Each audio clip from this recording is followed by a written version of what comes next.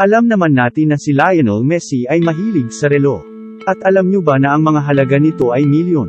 Meron siyang $25,000 ng mga apps, $45,000 ng Rolex at $100,000 ng Hublot's at Pateks.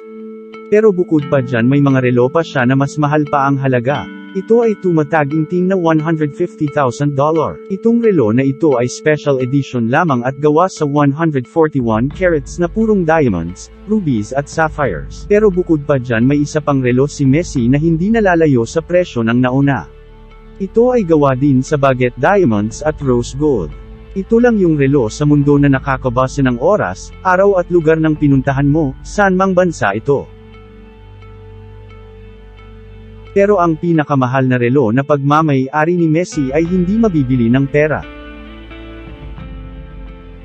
Pagkatapos niya maparangalan na isa sa magagaling na football player sa mundo.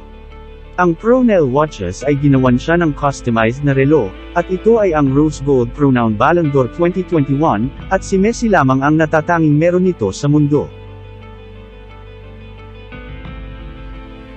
Detalyado at maingat ang pagkakabuo ng relong ito. At makikita naman na ang disenyo ay talaga namang binase para kay Messi.